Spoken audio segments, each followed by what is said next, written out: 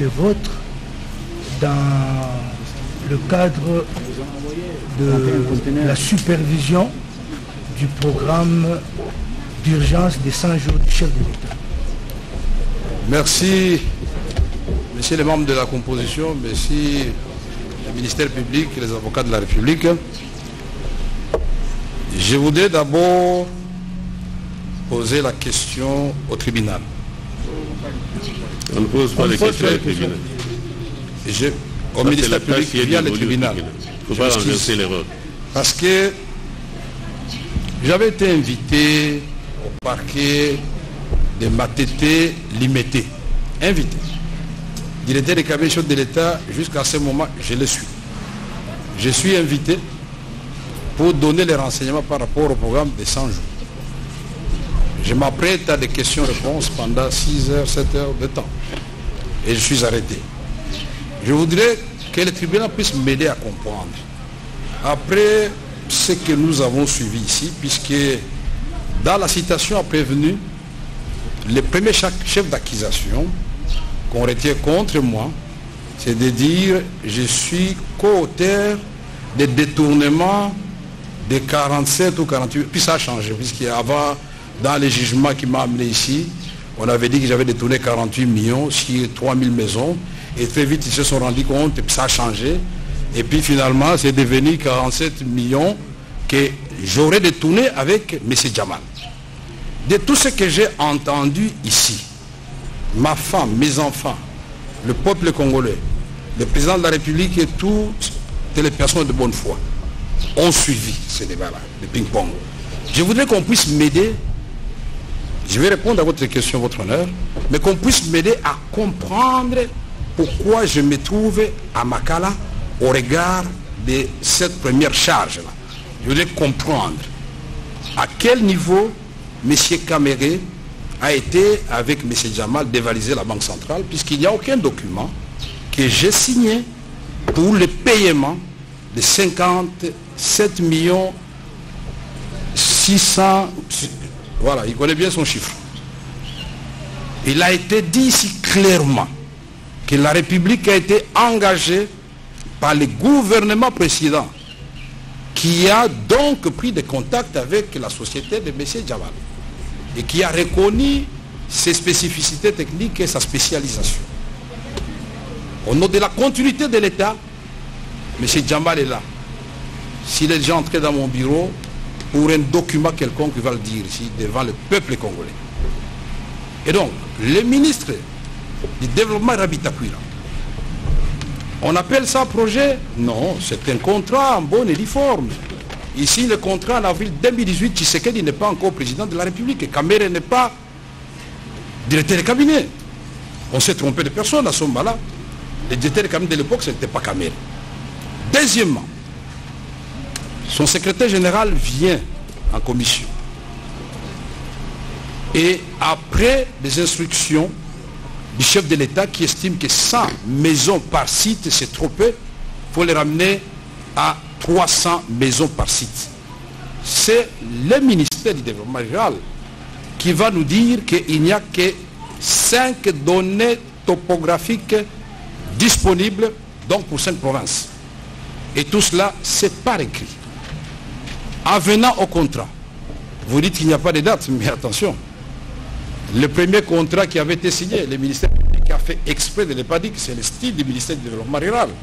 Mais le premier contrat qui avait été signé en avril 2018 n'a pas non plus de date à la fin, c'est à la première page. Il faut faire attention de ce côté-là. J'ai une mémoire qui me trompe rarement, à moins qu'on me prouve le contraire.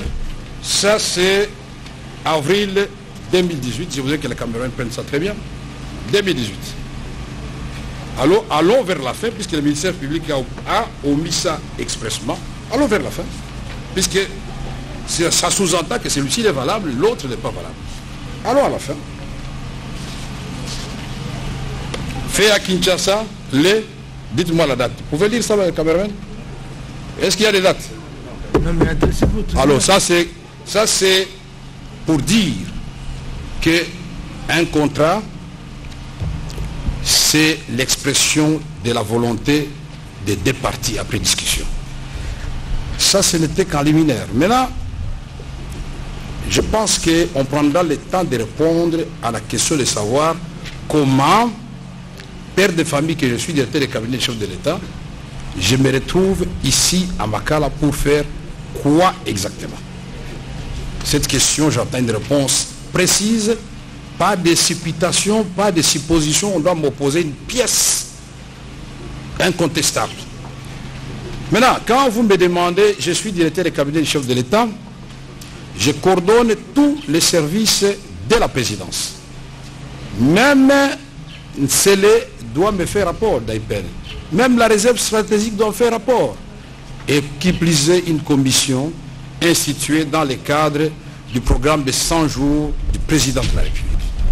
Je précise comme la fois passée que le programme de 100 jours du président de la République n'est pas un crime, puisqu'il ne faut pas que le peuple congolais tombe dans ces pièges-là. Nous sommes partis de saute-mouton, caméra détournée, l'agent de saute-mouton, on a commencé à chanter saute-mouton, saute-mouton. Nous avons dit non, c'est parce que le gouvernement congolais n'a pas payé. Et il a raison de dire que le Premier ministre a fait une réunion avec les vice-premiers ministres des Finances. Le ministre des Finances, empêché, représenté par le vice-ministre des Finances. Il a fait la réunion à laquelle il n'a pris pas les vice-premiers ministres des ITPR. Et M. Djamal, les DG de l'OVD, les DG de l'Office des routes et les DG des fonds de promotion de l'industrie. Pourquoi? Parce qu'ils sont des principaux intervenants dans le programme de 100 jours. Et à l'issue de cette réunion, qu'est-ce qui a été dit? Vidéo à l'appui. Le peuple congolais a la mémoire quand même. Le vice-premier ministre et ministre du budget a dit, en français et en lingala, la faute de notre côté. Nous avions des problèmes de trésorerie. C'est depuis septembre que nous ne payons pas. Là, nous sommes au mois de février. Que nous ne payons pas. Voilà pourquoi il y a des embouteillages dans la ville de Kinshasa. Et on donne priorité aux saute-moutons. Mon travail, comme tous les autres membres de la supervision, c'était de s'assurer effectivement que les travaux contenus, ou mieux les actions contenues dans le programme qui avait été présenté par le président de la République lors de son lancement. Beaucoup de gens ont oublié ça, changer de limiter. Mon souci en tant que directeur de cabinet et qui voudrait que les œuvres du président rayonnent rapidement, mon obsession, c'était de voir, puisque l'intitulé le dit lui-même, programme d'urgence de 100 jours. En réalité, on devait payer tous les opérateurs intervenant en 100 jours. En réalité. Mais pourquoi? Le principe de l'unicité de la caisse de l'État ne l'a pas permis, parce que la même caisse de l'État du Trésor public doit subvenir aux rémunérations des magistrats, aux rémunérations des fonctionnaires. Faire la guerre à l'Est ou rétablir la paix, c'est selon. Et donc, M. Kamere ne fait pas partie, hier comme aujourd'hui, dans les comités de conjoncture de la programmation de dépenses qui s'est fait à la primature. Mais avant l'arrivée de l'actuel Premier ministre, quand nous nous réunissions et quand tout le monde savait ce qu'il devait faire, le ministre d'État du budget sait très bien qu'il faut un bon engagement, le ministre des Finances sait très bien qu'il faut un note de paiement, et à la Banque centrale, on a un note de paiement informatisé.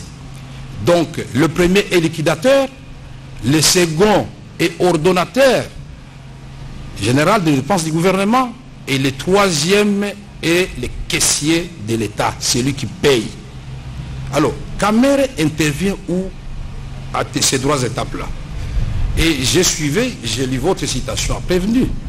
Vous avez dit 47 ou 48 millions payés au prestataire Djamal, mais curieusement détournés par Djamal et Kamere.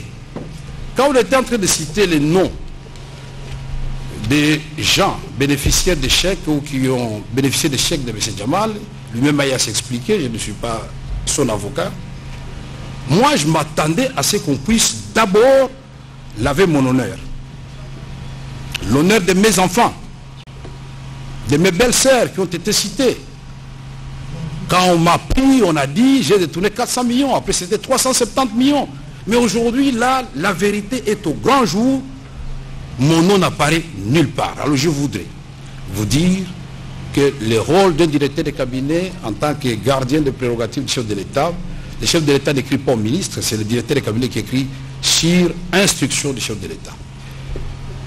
Et ce que nous avons fait, peut-être beaucoup de gens ont oublié, il a fallu attendre 11 ans pour que le maréchal Mobutu construise la première cité de Salongo. Le président Félix Tshisekedi arrive, en une année, il vous lance 4500 maisons dans le programme.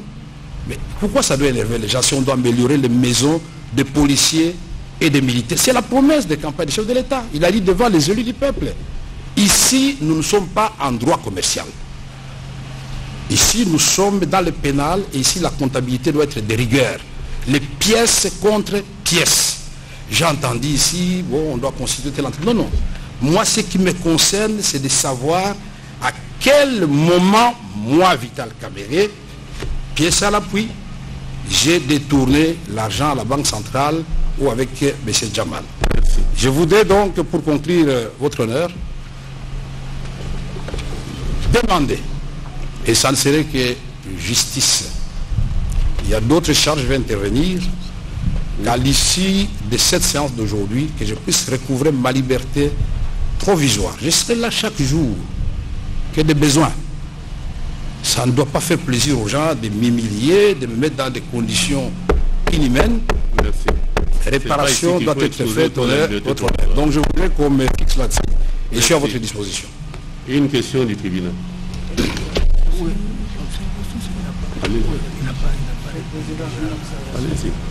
Oui, mais attendez, s'il vous plaît. Mais vous n'avez pas répondu à une question précise du tribunal. Tâche spécifique du superviseur Non, dans le programme du SAR. Je voudrais d'abord rectifier votre question. Je ne suis pas superviseur. Nous sommes une équipe de supervision. Et donc notre tâche, c'était d'abord la conception et chacun, en ce qui le concerne, est rentré selon ses prérogatives constitutionnelles. Chaque ministre est chef de son département. S'il s'en écarte, la rigueur de la loi est là. Et vous, personnellement, vous étiez Je suis directeur de cabinet. exercer quel... Mais je viens de vous le dire, vous voulez que j'exerce quoi? Conception, particulièrement conception des 100 jours. Le résultat, il est là. C'est ce que nous avons fait avec l'ensemble. Vous pouvez filmer. Puisque là, le peuple congolais a l'occasion de voir l'ensemble des 100 jours. Puisqu'il y en a qui pensent que c'est seulement les maisons de M. Djamal. Non. Les 100 jours, nous avons les routes, nous avons les secteurs non routiers, électricité, eau, emploi, tout ça, c'est dans les 100 jours.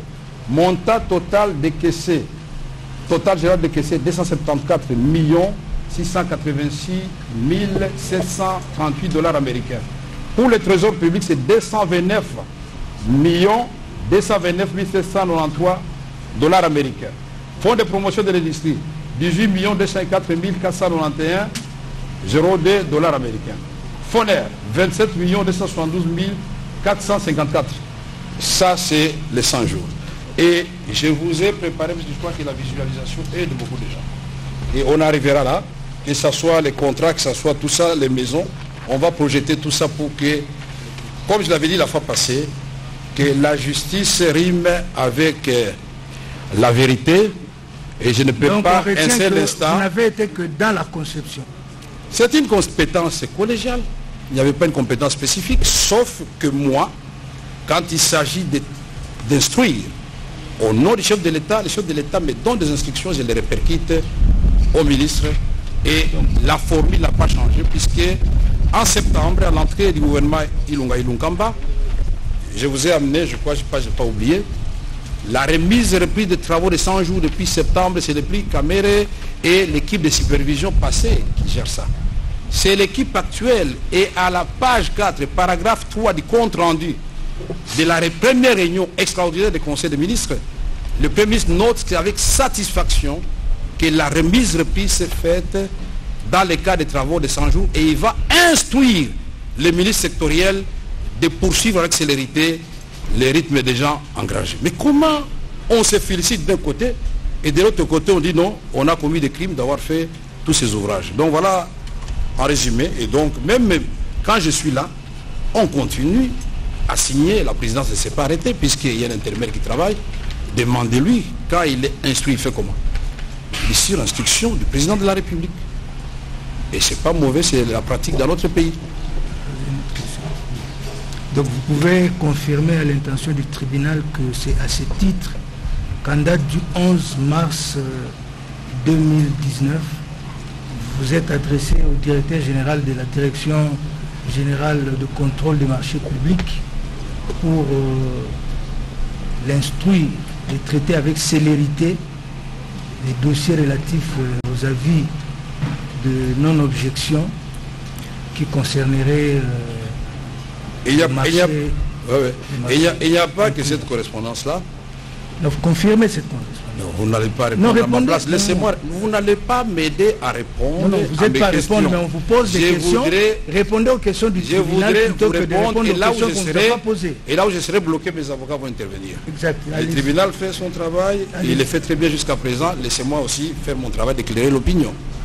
Donc, quand le président de la République estime qu'il faut améliorer les logements, c'est-à-dire le social des militaires, et dit, dans ce cadre-là, je dois, lui le président, dans un premier temps, puisque ça allait se poursuivre, doter les militaires de 2000 maisons, les policiers de 1000 maisons. Mais il insiste, parce que quand il visite les chantiers, il appelle M. Djamal, il dit, monsieur, vous continuez parce que vous travaillez très bien. Mais il insiste, comme vous avez reçu cette fois-ci beaucoup de maisons à la fois, je voudrais que vous puissiez revoir sensiblement les prix. Alors quand vous comparez, moi je croyais que vous allez nous féliciter, quand vous comparez les prix de l'époque de Bitakwira, puisque le président a accepté maison type 2, ouvrez bien la facture pro forma, c'était 35 000. Mais M. Djamal a fait des va-et-vient au niveau de la commission des experts, jusqu'à tomber au prix de 19 000. 19 000, pas CIF, non. 19 000 clés à la main. Caméra détournée, où il a s'est facturé où? La direction générale des marchés publics, mais ça c'est la procédure légale. Le président de la République et la loi sur la passation des marchés publics prévoit les gré à gré en cas d'urgence. Mais il faut solliciter l'avis de non-objection. Mais avant de solliciter cet avis de non-objection, en même temps j'ai demandé à la société Ousmal de transférer, disons de déposer sa facture auprès du directeur général des marchés publics pour qu'il ait tous les éléments techniques et qu'il ait tous les loisirs d'étudier les dossiers réservés, la suite qui convient conformément à la loi. Moi je fais mon travail de directeur de cabinet. Toutes les lettres que j'ai signées depuis que j'étais directeur de cabinet, adressées au Premier ministre au nom du chef de l'État ou au ministre des Finances, au ministre des Budgets, tous ces paiements n'ont jamais eu lieu. Il y en a qui ont été payés, il y en a qui n'ont pas été payés. Pourquoi? Parce que les ministres des Finances et les ministres des Budgets ont l'obligation de regarder d'abord le plan des trésoreries. C'est eux, quand ils disent non, vous n'allez pas les arrêter, c'est non. C'est leur prérogative, ce n'est pas la prérogative du directeur de cabinet chef de l'État. Merci. Est-ce que vous pouvez indiquer à l'intention du tribunal de quelle manière vous avez procédé pour retenir les prestataires tels que Samibo? Je n'ai pas retenu Samibo. Je crois que vous m'avez très bien suivi. Il ne faut pas me faire dire ce que je n'ai pas dit, votre honneur. Oui, vous pouvez compléter, puisque j'avais déjà... Non, mais il n'a pas répondu. Mais... Sur la première question, la précision est la suivante. Au sujet de marché de 3000 maisons, il faut préciser le contexte politique. Il est lequel? Le président de la République, l'actuel, est investi. En place se trouve un gouvernement démissionnaire qui n'est pas issu des élections législatives de 2018. Donc, qui ne peut plus engager la République, sinon gérer les affaires courantes.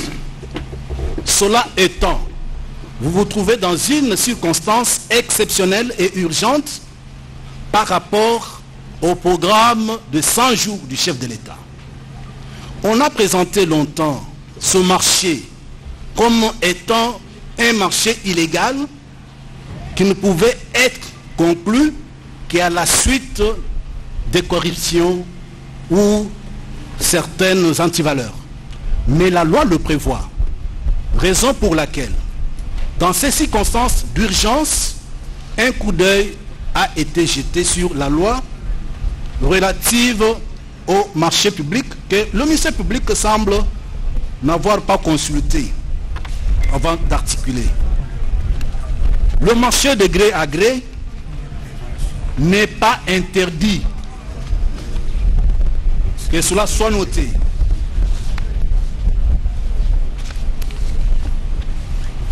Le marché de gré à gré n'est pas interdit et je vous donne les dispositions. Vous avez l'article 41 et 42 de la loi relative au marché public. Il est dit ceci. Un marché est dit de gré à gré lorsqu'il est passé sans appel d'offres après autorisation du service chargé du contrôle du marché public. La demande d'autorisation de recours à cette procédure décrit les motifs la justifiant. 42 nous intéresse. Il ne peut être passé de marché de gré à gré que dans l'un des cas suivants. Et le cas qui nous intéresse ici est au point 4. Il est dit ceci. Dans le cas d'urgence impérieuse, motivée par les circonstances imprévisibles ou des forces majeures ne permettant pas de respecter le délai prévu dans les procédures d'appel d'offres, nécessitant une intervention immédiate. Comparer le programme d'urgence de 100 jours du chef de l'État et l'achat ainsi que l'érection de 3000 maisons dans ce temps-là. Y a-t-il oui ou non urgence? Oui, il y a... Je termine. Là n'est pas tellement la préoccupation du tribunal. La préoccupation du tribunal, c'est celle de savoir de quelle manière le choix a été porté sur d'abord Samibo. Parce que je voudrais vous rappeler que nous instruisons encore sur la première prévention en ce qui concerne le prévenu Caméré. Dites-nous de quelle manière Samibo a été choisi. Merci. Merci pour la précision. Oui, c'est ça la précision. Je croyais que vous étiez dans les maisons des militaires. Non. Non. Pour les premiers marchés, ce n'est pas moi qui avais choisi Samibo. Il est là, il a dit lui-même qui l'avait choisi. Ça date d'avril 2018 et puis ça a continué, toujours par les mêmes ministres qui étaient en train d'expédier les affaires courantes. Et les correspondants sont là, les contrats sont là. Vous ne verrez aucune signature de M. Vital Caméré, je vous donne ma main à couper, qui attribue à M. Jamal Samibo les marchés dans le cas de ce que vous venez, dans le cas des premières instructions que nous sommes en train d'examiner tout à l'heure. Vous ne verrez donc pas. La réponse c'est que c'est le ministre du développement rural qui à l'époque avait choisi. Ah, absolument. Même dans le cadre de 100 jours. Absolument. Mais vous voulez... Attendez, il n'y a pas... Puisque je vois que le juge a des doutes. Hein. Moi j'avais dit que nous allons parler pièce... Une autre question du tribunal. Non, c'est bon, puisque l'opinion nous suit. Il est bon quand même que l'opinion voit que je ne suis pas en train de raconter des histoires. Nous avons ici... En avril 2018, voilà, 2018, M. Caméré et notre régime n'étaient pas encore là. Ce contrat est signé par, paraffé, toutes les pages sont paraffées, hein, signé par M. Bitakwira et M. Sami Boubala Jamal, la dernière page. La suite, l'avenant. C'est écrit avenant au contrat. Nous sommes en avril 2019. Cette fois-là, notre régime est là. Mais ce n'est pas moi qui signe parce que je respecte les prérogatives de chaque ministre. Et là, à la fin, qui signe, c'est encore une fois M. Bitakwira et M. Jamal. Mais ceci est renforcé par, puisque j'ai entendu si on a lu la lettre du mois de juin, cette lettre-là, elle est correcte. Au mois de juin, la direction générale du marché a très bien fait son travail. Quand les mêmes Bitakwira l'avaient sollicité, ce n'est pas Kamere qui l'avait sollicité. Il y avait des éléments à compléter. Le 5 juillet, Bitakwira, ministre, a écrit. Il acquise la réception de la lettre qui nous a été lue ici par le ministère public, refusant l'anneau à Jamal. Excusez-moi, monsieur, de massacrer votre nom. Il accusait de réception, lettre numéro papa développement rural 2018 du 10 juin 2019. Demande d'avis de non-objection des deux projets d'avenant au contrat travaux de construction de 900 maisons préfabriquées dans 9 provinces pilotes de la République démocratique du Congo.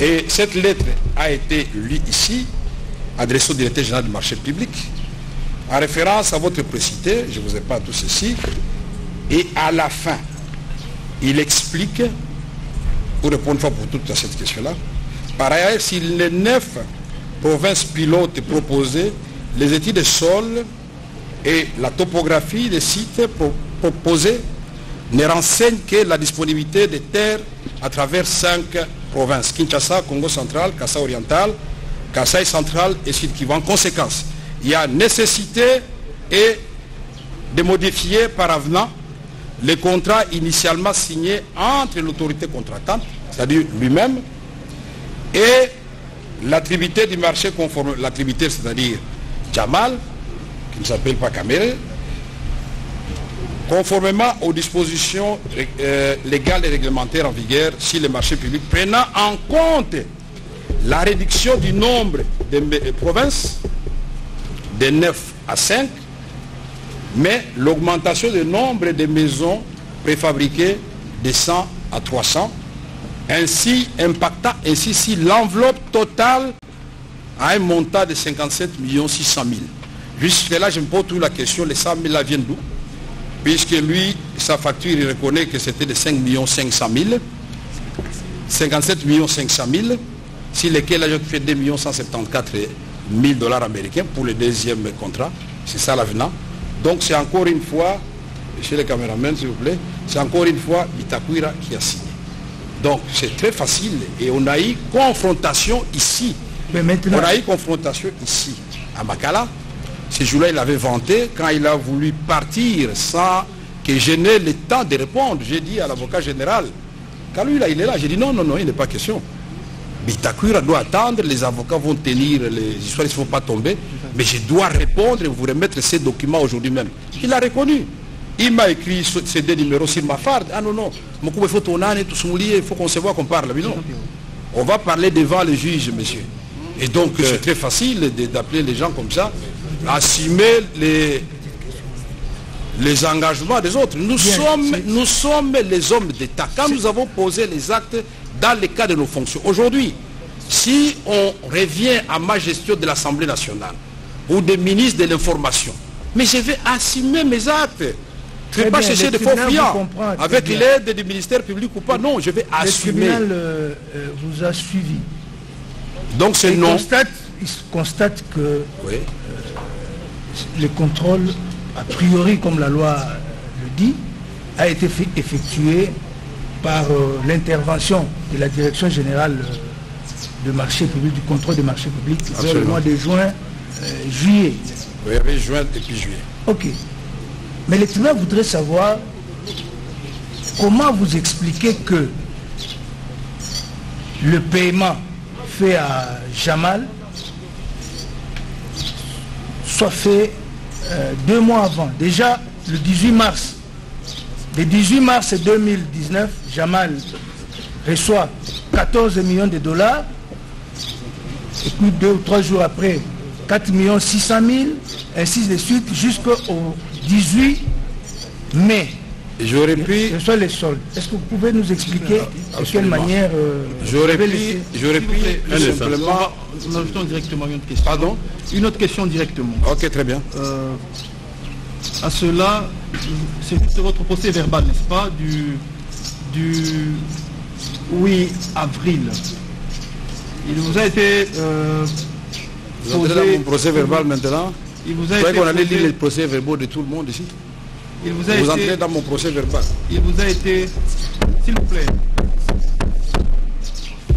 il vous a été demandé de, voilà les questions qui vous sont posées, je vous donne les réponses que vous avez données. Ok. Reconnaissez-vous que la commission chargée du suivi des travaux des 100 jours était placée sous votre supervision? Vous dites oui, comme toutes les structures du cabinet du chef de l'État. Quel était votre rôle et quelles sont vos prérogatives au sein de cette commission? Mon premier rôle était d'abord la conception. Le deuxième, la mise en place de cette commission. Troisième, faire adopter les règlements pour le fonctionnement de cette commission. Voilà les réponses que vous avez données. Ok. Nous avons bien suivi. Vous avez relevé par rapport au choix des prestataires, Samibo. Vous avez dit, si nous avons bien compris, que le choix de Samibo a été fait avant votre arrivée, n'est-ce pas, par le gouvernement Tchibala. C'est un choix qui a été fait avant vous avec le gouvernement, avec le ministre Bitakura du développement rural. Là, vous êtes intervenu au niveau de l'avenant du contrat, que vous intervenez. Il y a donc eu une confrontation entre vous et le ministre Bitakura. Il y a deux petites questions qui vous étaient posées.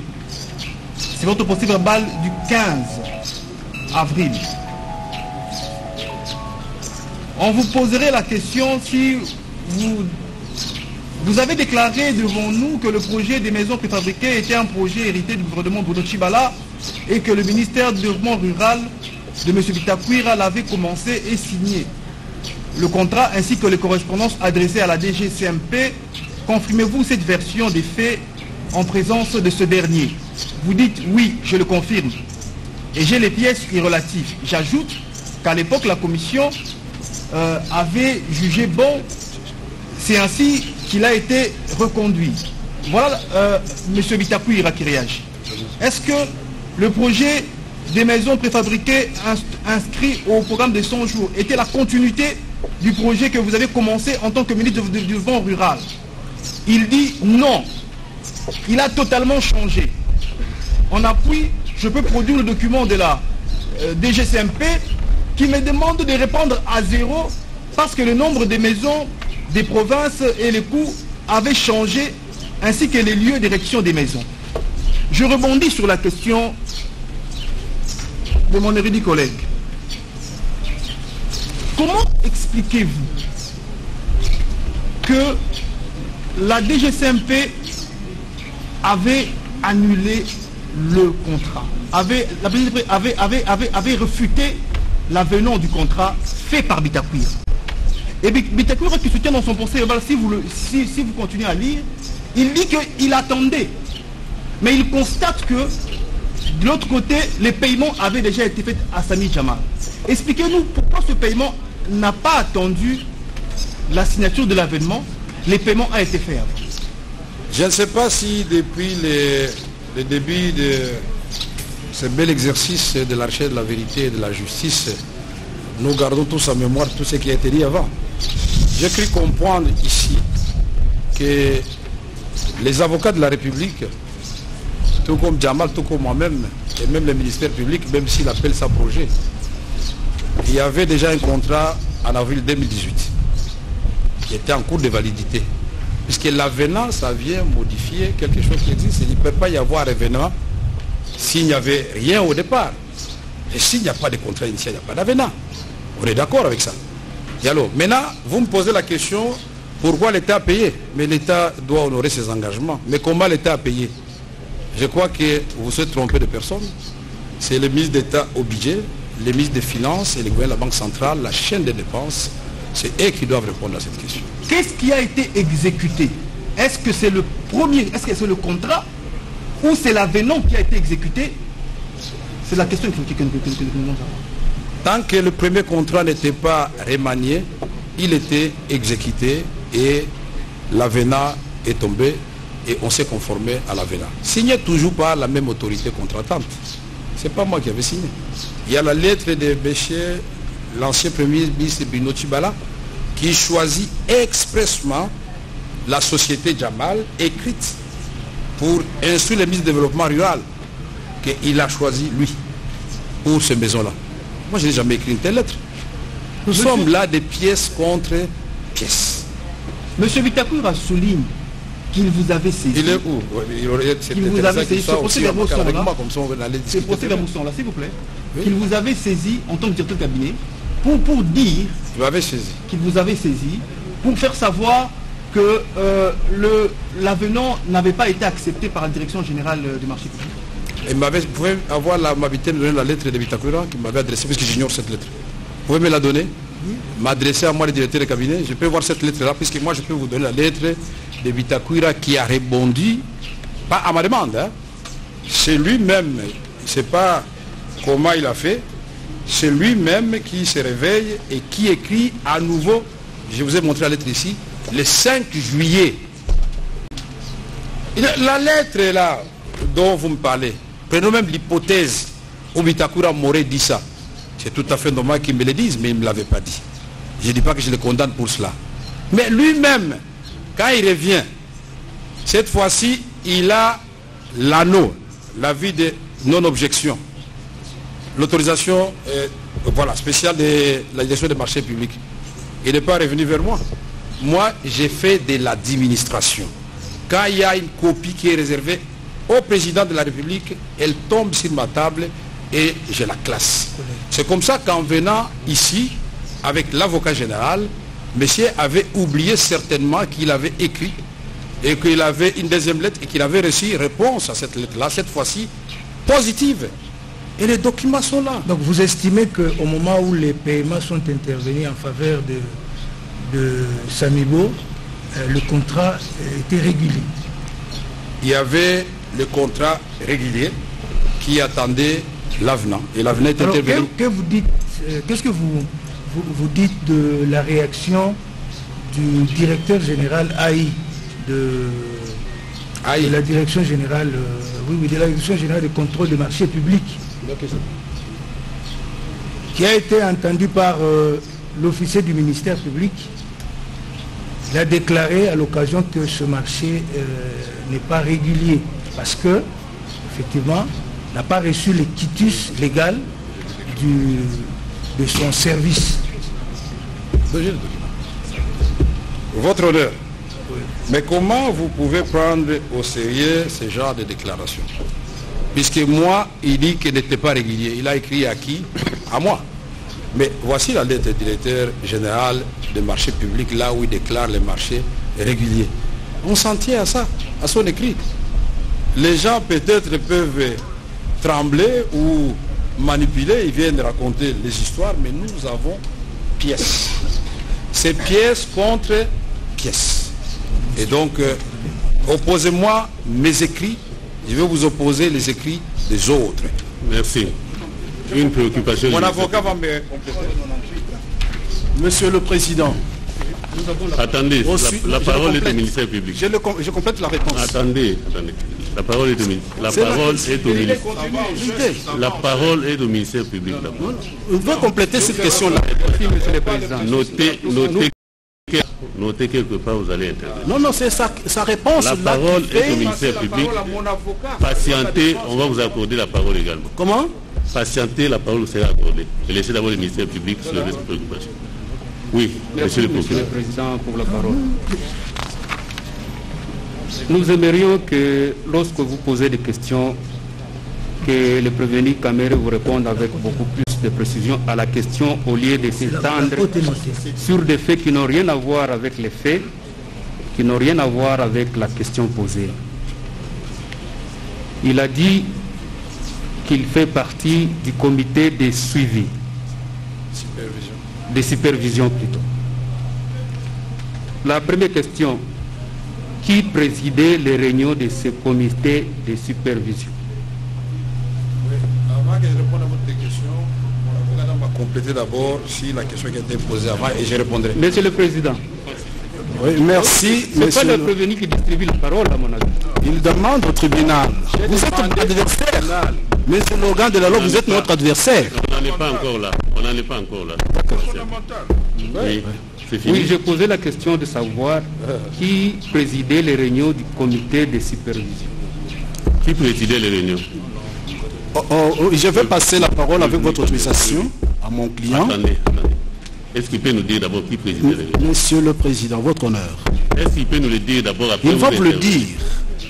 Ce procès, nous saluons votre composition, mais ne donnez pas l'impression que les prévenus n'ont pas de droit de se défendre. Vous allez intervenir. Laissez-les d'abord répondre à la question. Qui présidait les réunions? Prévenu Cameroun. Nous avons eu au total, si mes souvenirs sont bons, pas plus de 10 réunions qui étaient bien sûr présidées à la présidence de la République au nom du chef de l'État par son directeur de cabinet. Ok. Je puis alors compléter la première question, les éléments de mon client. Je n'ai pas fini avec la série. Au sujet de la lettre du DGAI, de la DGSMP, il doit être rappelé à votre tribunal que vous n'étiez pas là, et c'est ça notre défense. La confrontation a eu lieu ici.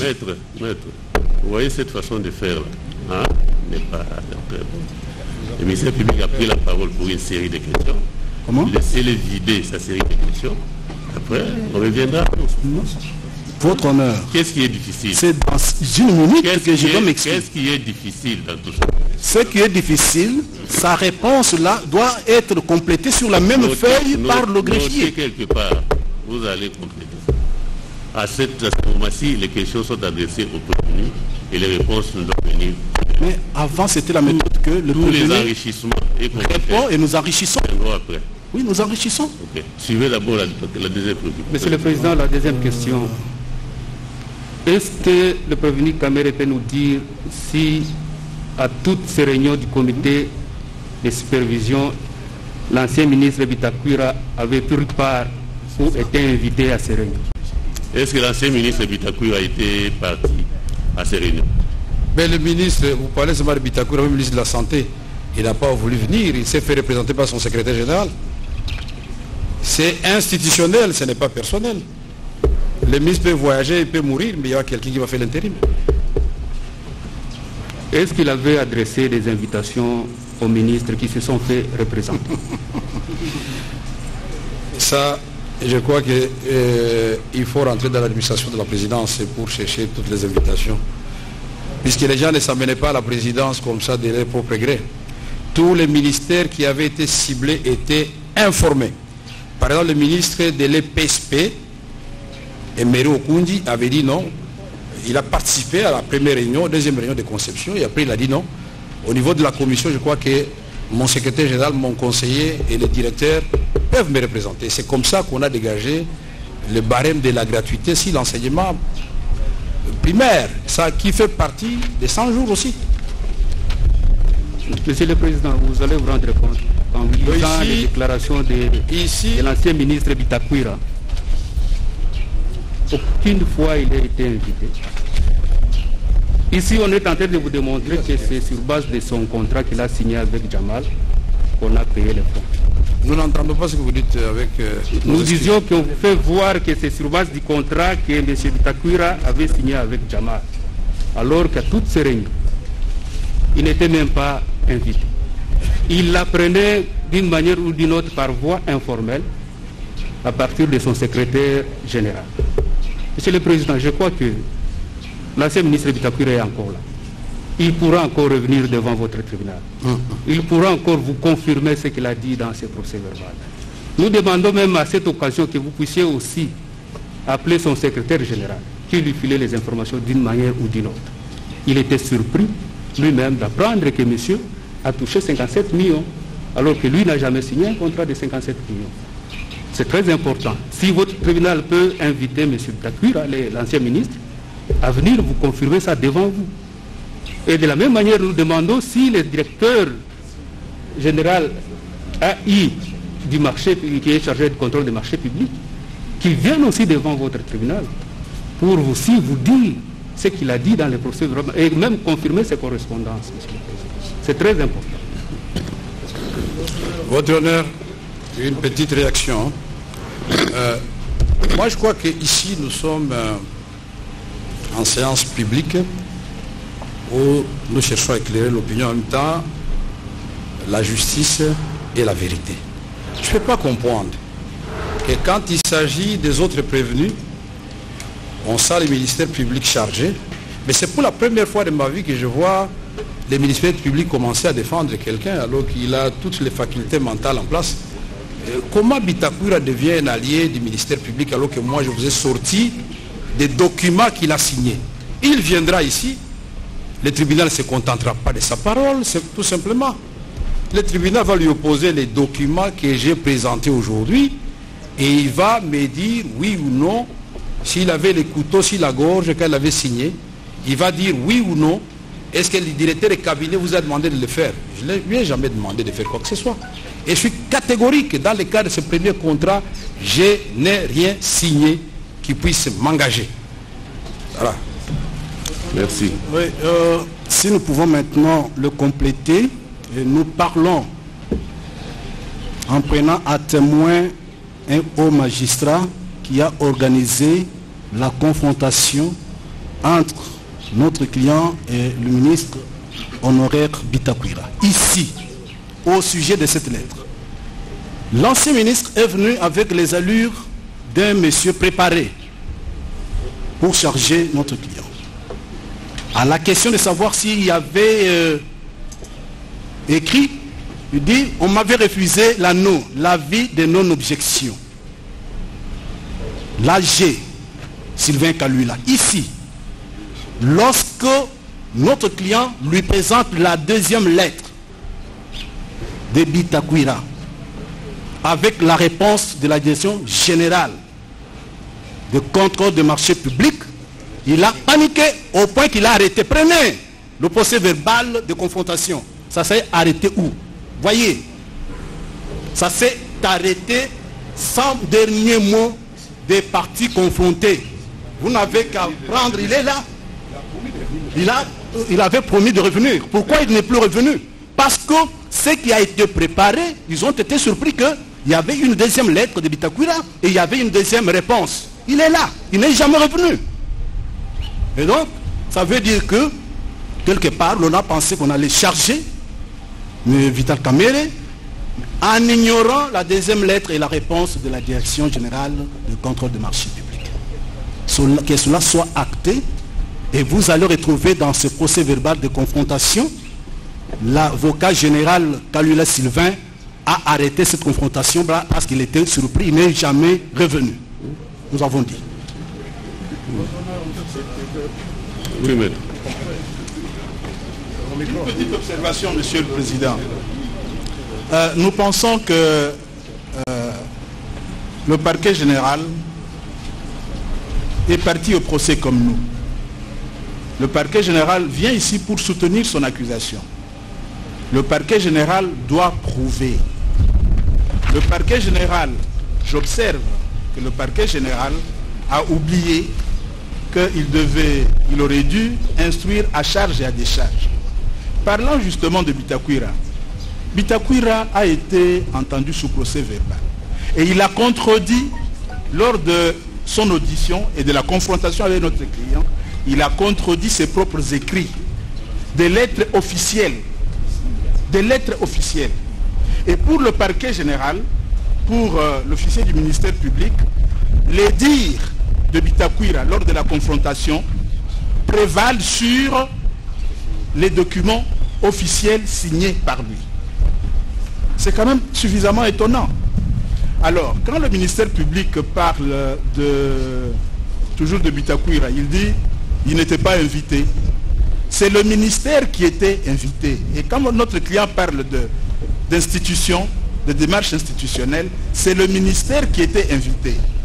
Il ne vient pas et c'est le secrétaire général qui représente le ministère. Le ministère public nous surprend quand il dit que le ministre du Développement rural Bitakwira, Monsieur le Président, Oui, Monsieur le Président, je ne voulais pas vous distraire. Allez-y.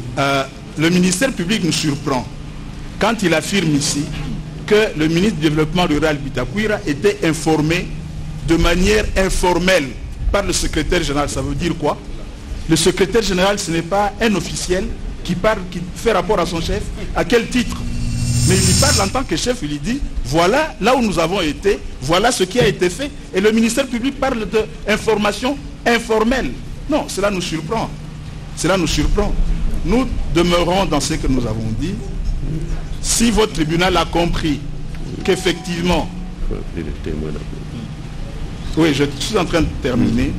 Si votre tribunal a compris qu'effectivement, il y a eu dans un premier temps une réticence de la Direction générale des contrôles des marchés publics, le tribunal a compris aussi que plus tard, à la demande insistante du ministre Bitakwira, la même Direction générale s'est rebiffée et a donné un avis, oui, a donné l'autorisation pour cet avenant-là. Si vous avez compris cela, je pense que la question est évidente. Merci.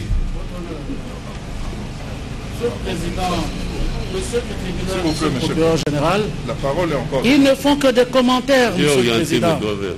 4 avocats pour commenter la déposition d'un prévenu. Non. Permettez que la République prenne la parole maintenant, parce que vous avez laissé le prévenu faire son discours de politique générale. J'admire votre sportivité. Mais on est devant le tribunal, on n'est pas devant le peuple, Monsieur le Président.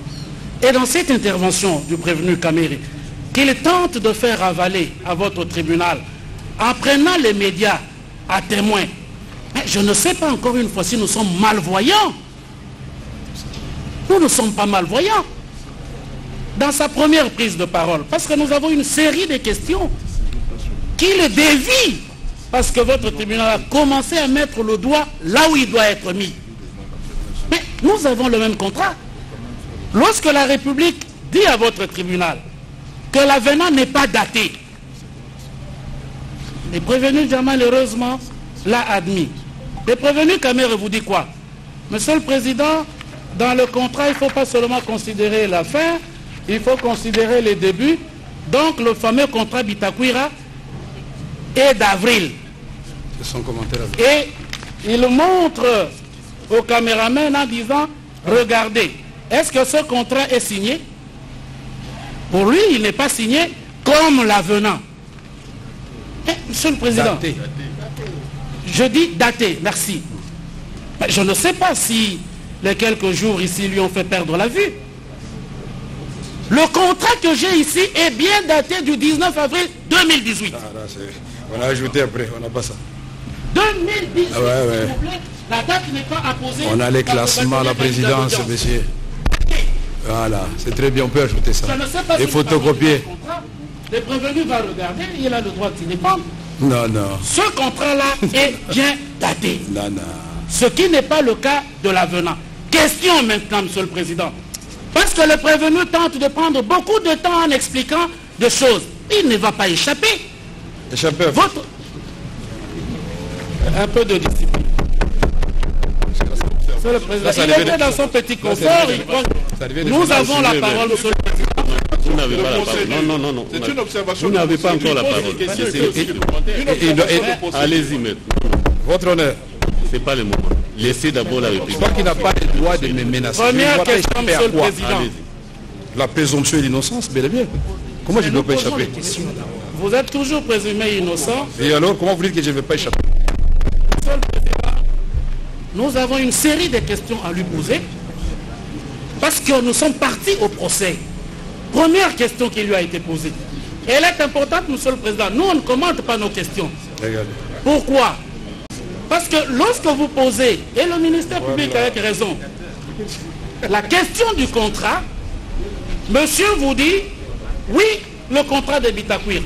Ils ont la preuve que ce contrat a été signé, et j'affirme, au nom de la République, que ce contrat signé a obtenu l'avis de non-objection et monté devant le Premier ministre avec une fiche d'approbation.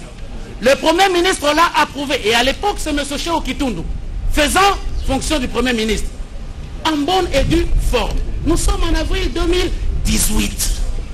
Maintenant, Monsieur le Président, pour que vous compreniez, parce que nous parlons du détournement.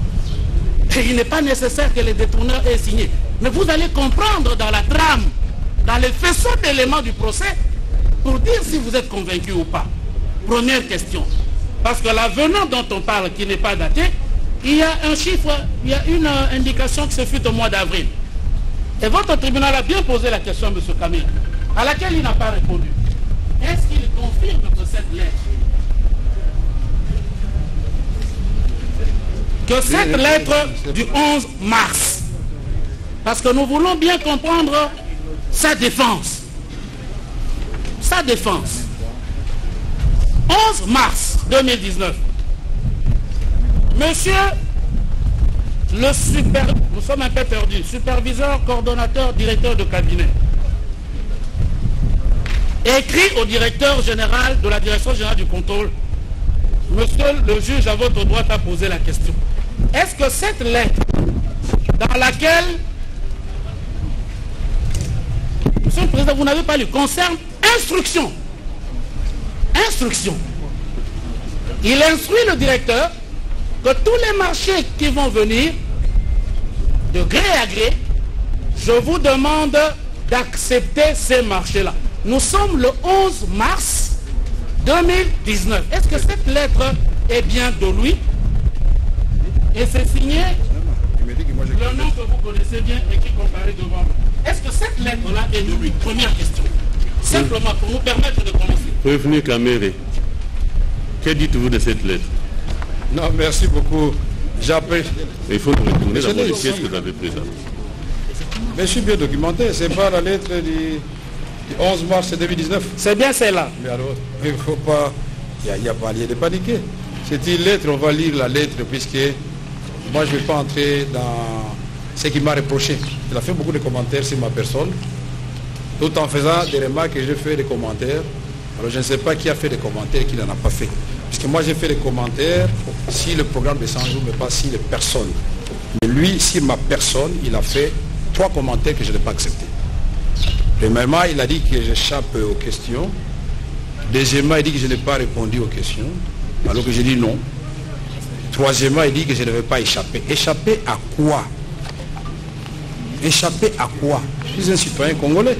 Le droit de la défense est universel et il est garanti. La présomption, c'est l'innocence. Alors j'ai pu comprendre qu'ici, je suis déjà une victime expiatoire. Et ce que nous faisons là ne sert à rien du tout si l'avocat de la République doit dire ça. Ils sont très puissants. Je le reconnais. La puissance est de leur côté. Avocat de la République et ministère public. Nous sommes des citoyens. Mais je vais lire la lettre, elle est là, et tout le monde va nous dire la compréhension. Si c'est ce que l'avocat de la République vient de dire. Je n'ai omis aucun document, monsieur l'avocat de la République. À monsieur le directeur, dont je réserve copie d'abord, comme d'habitude, à son excellence, monsieur le président de la République, chef de l'État, palais de la nation, Kinshasa Gombe, avec l'expression de mes hommages les plus déférents. Son excellence, monsieur le premier chef du gouvernement, son excellence, monsieur le ministre d'État, ministre du budget, messieurs les directeurs généraux de l'Office des routes et de l'Office des voiries et drainage, messieurs les directeurs généraux de l'autorité de régulation des marchés publics, tous à Kinshasa.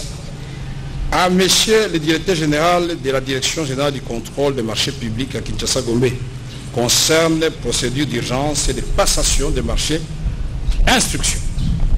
Monsieur le directeur général, d'ordre de son excellence, monsieur le président de la République, chef de l'État, vous êtes instruit d'accorder les bénéfices de l'urgence à toute demande d'autorisation de passation des marchés par la procédure de gré à gré qui pourrait être sollicitée par les structures de l'État.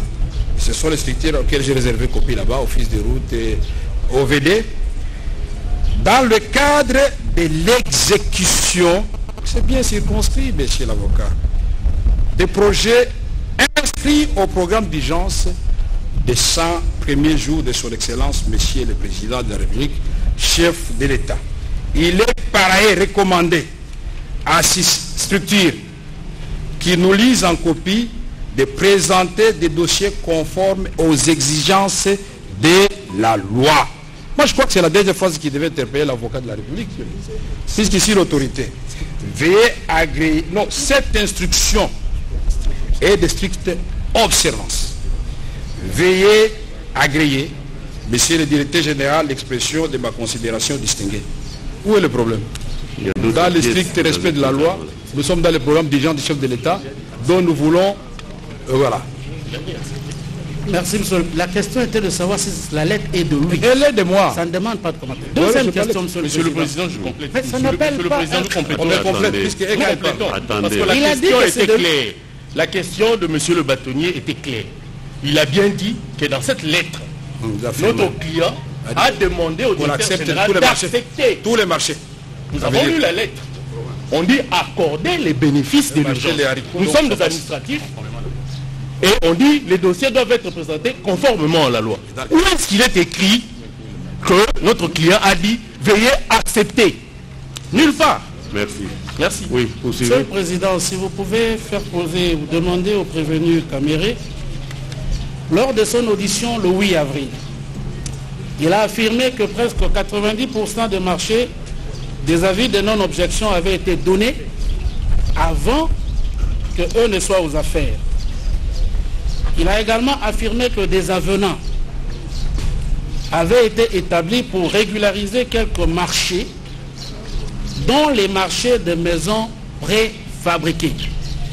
La question que la partie civile voudrait lui poser, les maisons préfabriquées que M. Jamal était censé livrer à l'État congolais, c'est en vertu du contrat signé par la République via le ministre du Développement rural le 19 avril 2018, ou c'est en vertu de l'avenant d'avril dont il a eu à parler lors de sa déposition. Vous avez suivi? Non, je n'ai pas suivi. Quelle est la question précise? Qu'il a... Quelle est la question précise? Comme ça, je vais répondre. Presque de mémoire d'éléphant, reconnu que les marchés de gré à gré, dont nous parlerons plus tard, qui devaient être passés par l'État dans le cadre de l'exécution du programme des 100 jours, avaient reçu des avis de non-objection pour 90%. Ce sont les termes de sa déposition d'avril. Il a également indiqué que pour certains marchés, il y avait des avenants qui étaient signés. La question que je pose, parce que M. Jamal a obtenu 57 millions de dollars américains pour des maisons préfabriquées. Lesquelles? La question que je lui pose, est-ce que cet argent est sorti de l'État? Parce qu'il s'agit de quelqu'un qui a assumé les fonctions de directeur de cabinet. Est-ce sur base du contrat du 19 avril 2018? Parce qu'il s'agit bien de ce contrat-là, pour lequel il n'y a pas eu d'avis. Il a eu l'avis de non-objection, ou c'est sur base de l'avenant d'avril 2019 que le paiement a été fait. Merci, j'ai suivi la question, mais je crois que monsieur l'avocat de la République s'est adressé à la mauvaise personne. Je ne suis que directeur du cabinet du chef de l'État, je ne suis pas ministre du budget, je ne suis pas ministre des Finances, je ne suis pas gouverneur de la Banque centrale. Et nous avons suivi ici des interventions antérieures où on a expliqué clairement comment les paiements ont été faits. Et donc, c'est la chaîne des dépenses. Et donc, la question a été posée à la mauvaise personne. Je n'ai jamais payé $1 à qui que ce soit. Je n'en ai pas la compétence. Je ne gère pas le trésor public ni la caisse de l'État. Je vais payer comment? Monsieur le Président, en d'autres termes, peut-être pour qu'il me comprenne mieux, ce n'est pas le paiement. Le paiement a été effectué par l'État via la Banque centrale. Mais ce paiement-là a pour soubassement le contrat d'avril 2018 ou l'avenant d'avril 2019. S'il a compris la question. Sinon, je peux me contenter de sa réponse. Mais moi, je crois que l'avocat de la République était mieux placé pour répondre à cette question. Puisque le contrat est intervenu entre la République démocratique du Congo, qui est à la base même de l'initiative, quand vous lisez, entre la République démocratique du Congo et Sami Jamal. Mais je suis étonné qu'il me pose à moi la question alors qu'il est venu représenter la République à cette séance. Monsieur l'avocat, vous êtes mieux placé pour répondre à cette question. Merci, Monsieur le Président. La question que vous voudrez bien poser au prévenu Kameri, s'il n'a pas de réponse, il n'a pas de réponse. S'il répond comme il veut, il répond comme il veut. Mais au moins qu'il écoute les questions. Et la question que je voudrais lui poser ici, au prévenu Kameri, nous sommes sur un marché, Monsieur le Président, de 900 maisons. C'est le marché Bitakwira. Et j'affirme encore une fois, approuvé par tout le monde. Depuis 2018, ce marché-là, il n'a jamais été exécuté. L'État congolais n'a pas sorti un seul rond. Mais l'État congolais sort 57 millions à la suite d'un avenant. La question que je voudrais faire poser par votre tribunal au prévenu Kameri, que pour 900 maisons, le contrat prévoyait 26 millions. Pour 1500 maisons, soit l'ajout de 600 maisons, l'avenant prévoit 57 millions. Lui qui est un haut responsable du pays, j'en conviens et je n'entends pas le remettre en cause, peut dire à votre tribunal son sentiment. Lorsque 600 maisons coûtent 30 850 000 $ américains, soit plus de la moitié du coût global ou du prix initial prévu dans le contrat. Son sentiment en tant que cadre du pays. Je peux répondre? Allez-y. Je n'ai pas de sentiment. Moi, je ne travaille pas avec des sentiments. Vous m'excuserez, monsieur l'avocat général, monsieur de la Cour, l'avocat général, je m'excuse. Ah, d'accord. Ok. Peut-être que je souhaite bonne chance qu'il devienne avocat général. Donc, je n'ai pas de... Laissez-moi, je vais répondre, il n'y a pas de problème. Je n'ai pas de sentiments à exprimer.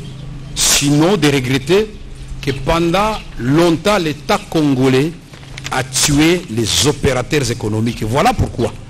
Tout à l'heure, je ne sais pas qui a dit, je crois que c'est le procureur général, ou c'est encore une fois l'avocat de la République. Des dettes, oui, je crois que c'est l'avocat de la République. Des dettes intérieures, on n'a pas payé, mais on paye tout de coup 57 millions. Donc pour vous, on doit niveler par les bas. C'est-à-dire l'État doit prendre des engagements et ne pas payer. L'État doit promettre aux enseignants, je vais vous payer à telle date, ils ne payent pas là, vous félicitez l'État. Mais quand le président Félix Tshisekedi amène les changements, il dit, moi, il n'y aura pas de chantier inachevé. Quand je promets, je réalise. Il paye, vous de la République, vous m'étonnez, vous devriez vous féliciter qu'au moins une fois, la République a honoré ses engagements. Vous devrez vous en féliciter. Mais ici, vous posez la question, est-ce que l'autre parti, c'est-à-dire M. Jamal, je suis d'accord avec vous, est-ce que lui aussi, il a honoré ses engagements? Et pour la première partie et pour la deuxième partie, Kameri n'est nulle part. C'est vous qui répondez pour la République et lui répond pour Sami Jamal. Pourquoi moi je dois répondre à ça? Bon, je pense que les partis doivent... Monsieur le Président, s'il vous plaît, ils ont parlé, nous avons des questions importantes de précision que nous voulions Suivez d'abord obtenir. ce que le tribunal veut dire. Pardon? Suivez ce que le tribunal veut dire tout à l'heure. Éclaircissement, s'il vous plaît, sur ce qu'il vient de dire. Économisez d'abord vos énergies. À ce stade, le tribunal estime qu'il y a risque que nous puissions naviguer à vue, hein, alors qu'il y a des témoins majeurs qui ont été cités par rapport à l'une ou l'autre prévention retenue à charge du prévenu. Votre honneur. Pardon? Les noms ont été repris tout au long des réponses, des interventions des partis. Vous comprenez? Votre honneur. Ces noms ont été repris et le tribunal va trier parmi ces noms pour voir qui peut venir devant lui pour contredire ou affirmer tel ou tel autre aspect. Cela, ça nous permettra d'évoluer dans l'instruction. Je crois que c'est mieux qu'on puisse adopter cette démarche-là. Nous avions une observation, monsieur le Président. Nous ne savons pas. Nous apprenons que le parquet général de Matete est en train aussi d'entendre les choses. Vous allez les entendre ou c'est le parquet général de Matete qui est en train de... Le tribunal n'est pas au courant de tout ça. Nous ne comprenons plus rien. Le tribunal n'est pas au courant de tout ça. C'est une observation, Monsieur le Président, puisque le tribunal, le parquet de Matete continue l'instruction. Pendant qu'il vous a déjà saisi, nous ne comprenons pas. Nous ne sommes pas au courant et le tribunal n'a pas d'injonction à donner au parquet de Matete. Hein? D'accord. Voilà. Une observation. Des fois, se constate que les mêmes questions posées à M. Jamal en ce qui concerne le contrat signé avec la République, ce sont les mêmes questions qu'on pose à M. Vital Kamerhe, qui n'est pas parti au contrat. Ça, c'est la première observation. La deuxième observation, Monsieur le Président, nous sommes en matière pénale. Et c'est le ministère public qui est l'accusation. En ce qui concerne les détournements des deniers publics, qu'il nous précise par quel mécanisme Vital Kamerhe a détourné les montants versés à la société Jamal. C'est ce que nous cherchons comme précision. J'ai dit, monsieur. Pour compléter ce que vient de dire le confrère, nous avons l'impression qu'on est en présence d'un ministère public bis. C'est au ministère public de nous démontrer le modus operandi par lequel il reproche à la partie prévenue d'avoir réalisé une infraction X. Le rôle de la partie civile, parce qu'il faut recadrer la partie civile, le rôle de la partie civile ici, c'est de nous démontrer où est-ce qu'ils ont été préjudiciés. Et par rapport à ce préjudice, de démontrer où est-ce qu'il y aura réparation. Ce n'est pas à la République de poser des questions comme si c'était le ministère public. C'est comme si le ministère public se faisait aider. Si le ministère public n'est pas prêt, qu'il nous le dise, mais qu'il ne se fasse pas aider. Votre honneur, parce que nous sommes mis en cours, avant que le parquet nous parle, on peut continuer. Monsieur le Président, Monsieur du tribunal, Monsieur le procureur général, Il prend la parole comme il veut. est-ce que Allez-y. je comprends que les conseils ne soient pas à l'aise? Le tribunal n'a pas autorisé à la République de parler. En tout cas, jusque-là, Ils n'ont pas la police le d'aider. tribunal autorise. Merci, monsieur. Vous avez la parole. Merci, Monsieur le Président, de me protéger. Allez-y. Je note que le dernier avocat qui prend la parole, et que cela soit acté, Monsieur le Président, est directeur de cabinet de l'actuel ministre des Affaires foncières que la République veut appeler dans ce procès. Que cela soit acté sur le primitif d'audience, que Maître Niemboué est directeur de cabinet d'une des personnes qui pourra venir ici comme renseignant ou témoin. Ça, c'est d'un. Deuxièmement, Monsieur le Président, la partie civile va asseoir ses postulations sur quoi? Pouvez-vous, vous, tribunal, accorder à la partie civile ce qu'elle va solliciter si vous acquittez? Troisièmement, Monsieur le Président, et avant de terminer, il est normal que je défère à la décision que votre tribunal va prendre, mais la question que mes confrères posent, mais c'est le processus dans lequel nous sommes. Ils veulent comprendre comment ils ont détourné, et le processus, c'est justement l'instruction que nous sommes en train de mener, qui, pour nous, va démontrer comment le détournement a été opéré. Et donc, si votre tribunal n'y voit pas d'inconvénient, nous avions deux petites questions encore à faire poser. Est-ce que vous pouvez réserver cela? Je m'incline, votre honneur. Alors, voici les personnes qui vont comparaître. Non, c'est tout le monde qui veut parler. Par rapport à la Oui.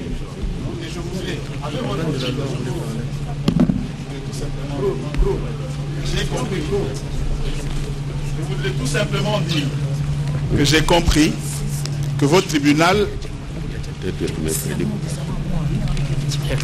Oui, Monsieur le Président, je voulais tout simplement dire, avoir compris que votre tribunal voudrait renvoyer pour compléter l'instruction.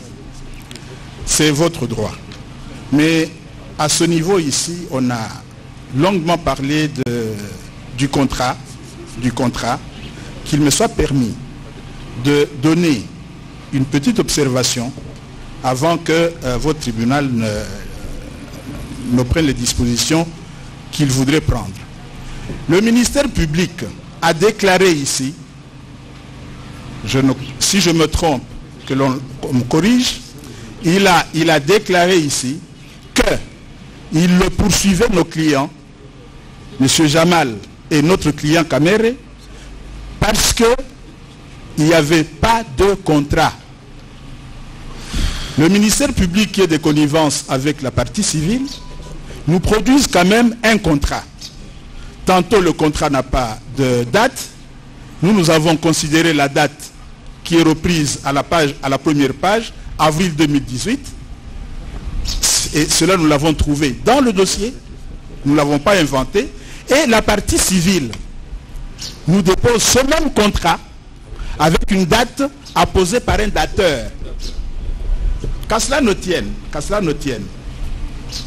en passant, je note que la partie civile a beau rôle. Elle intervient ici comme partie civile, oubliant que vis-à-vis de notre client, la République peut aussi se trouver ici comme civilement responsable. Quoi qu'il en soit, je termine. Le contrat qui a été signé par le ministre Bitakwira peut avoir des insuffisances. Ce contrat peut avoir des insuffisances. Par exemple, et ce n'est pas une question, je voudrais justement faire remarquer cela. Par exemple, ce contrat daté du 19 avril 2018 prévoit en son article 6 ceci, date de notification. Article 8. L'autorité contractante, entendez la République, notifiera au futur le groupement d'entreprises à la date du 9 mars 2018. Comment pouvez-vous signer un contrat le 19 avril et prévoir que vous allez notifier plus tôt? Donc il y a des insuffisances là-dedans et ça c'est la République. C'est juste une observation. Gardez ça pour Votre honneur. Oui. Votre honneur. Merci, oui. Monsieur le Président, est-ce qu'on peut terminer? Nous disons en termes d'observation que votre tribunal a mené une bonne instruction. Ça a permis aux uns aux autres de se rendre compte de certaines évidences, notamment que Vital Kamere n'est intervenu ni en amont ni en aval. Raison pour laquelle nous tirons les observations de ce que vous avez fait comme travail. Gardez ça lors des plaidoiries. Alors, raison pour laquelle nous suggérons que vous puissiez lui accorder la liberté. Attendez. On reviendra à ça. Oui. Non, attendez. Ce n'est pas une audience publique que vous avez déposée. Oui. Non, juste une remarque, parce que pendant tout ce temps, j'ai laissé votre tribunal instruire avec maestria ce affaire. Je crois que la question qui est revenue plusieurs fois chez les conseils, c'est une sorte de manque de distinction du type de responsabilité que la République pourrait engager éventuellement. Lorsqu'on parle d'un contrat qui engage la République par rapport à un tiers, il faut avoir présent à l'esprit qu'il y a d'une part la responsabilité contractuelle de la République, qui est engagée par ses organes, notamment les ministres et autres, et il y a la possibilité donc d'avoir une responsabilité pénale. Et ici, nous sommes dans la responsabilité pénale, qu'il ne faut pas confondre avec la responsabilité administrative. Et donc, ce manque de distinction risque de nous amener dans un processus qui va déboucher sur autre chose. S'agissant des détournements, c'est une infraction d'intellectuel. Ce n'est pas la même chose qu'un vol à la tire. Et donc, c'est l'assemblage des actes isolés qui va démontrer plus tard le processus criminel. Il ne faut pas isoler. C'est pourquoi il faut garder son calme, aller mollo jusqu'à la fin de l'instruction. C'est le rôle du ministère public de la partie civile de démontrer en quoi consistent les actes matériels et moraux du détournement. Alors, le prévenu, mais bien sûr, on ne peut pas établir la responsabilité civile si l'infraction n'est pas établie. C'est de la logique élémentaire. Et alors, si le prévenu s'en tient aux qualifications, mais je lui rappelle que vous, juge, vous n'êtes pas lié par des qualifications, vous êtes lié par des faits que la citation à prévenu vous a donné. Vous avez même la possibilité de les disqualifier, de les requalifier. Donc, qu'ils ne soient pas pressés. Entendons toutes les parties que j'avais proposées, par exemple, dans le courrier de la semaine dernière, vous verrez une succession d'actes qui démontrent et à la fois l'intention et les actes matériels du détournement. Je vous dis que s'il s'agit d'une infraction d'intellectuel. Et vous ne pouvez la démonter que si vous êtes vous-même un véritable intellectuel. Et nous le ferons. Merci, monsieur le procureur. Merci, monsieur le président. Tout ça, on a tendance à renverser les choses. On ne vous entend pas. On a tendance à renverser les choses. C'est comme si les questions doivent venir de l'autre côté pour que nous puissions répondre ou le tribunal puisse répondre.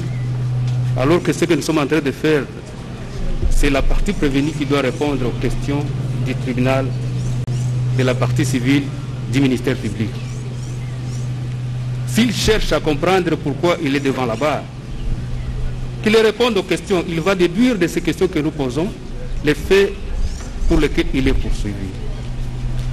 Monsieur le Président, je vais faire poser 2 petites questions seulement. On va continuer peut-être. Est-ce que le prévenu Kamere reconnaît avoir fait un communiqué en date, je crois, du 14 janvier, interdisant tout paiement, sauf son autorisation? Vous avez fait un tel communiqué, prévenu Kamere? Oui, sur instruction du président de la République, et le communiqué n'est pas tombé comme un cheveu dans la soupe. C'est ce qui nous a permis, le ministre des Finances, le ministre des Budgets, le gouverneur de la Banque centrale, de réunir dans un premier temps, en un temps record, 2 mois, plus de 70 millions de dollars américains économisés. Parce que le gouvernement était en train d'expédier...